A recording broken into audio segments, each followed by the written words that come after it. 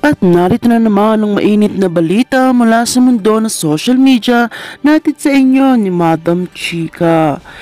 Isang matinding balita ang kumalat ngayon sa social media at pati na rin sa mga barangay.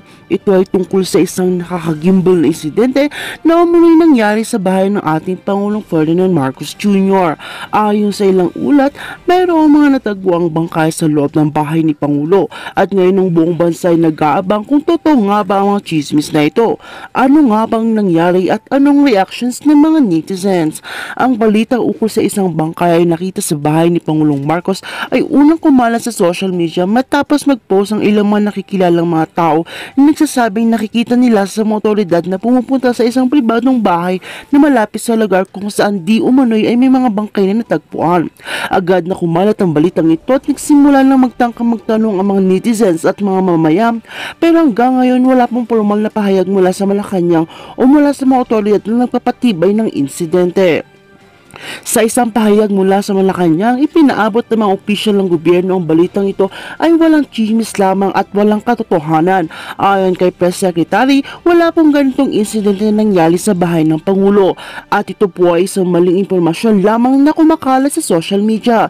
Samantala, ang mga pulisya rin naglabas ng pahayag na walang natagpuang anumang ebidensya na nagpapatibay sa mga kumalat na balita at patuloy nilang sinusubukan na alamin ang pinagmulan ng mga hakbang na ito.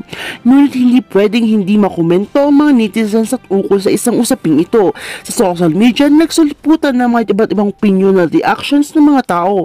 May mga niniwala na posibleng may mga katotohanan ng chismis, samantalang ang iba naman ay nagsasabing ito ay isang bahagi ng black propaganda na ginagamit upang sirain ang kredibilidad ng ating Pangulo at ng kanyang administrasyon. Isang ilang netizens ang humiling sa mga otoridad na magbigay ng konkretong impormasyon upang matigil na ang mga spekulasyon.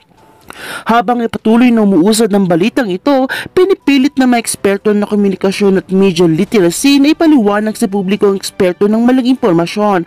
Ayon kay Prof. Maria Santos, isang eksperto sa komunikasyon, ang ganito klase ng chismis ay nagdudulot lamang ng kalituan na hindi makakatulong sa anumang usapin.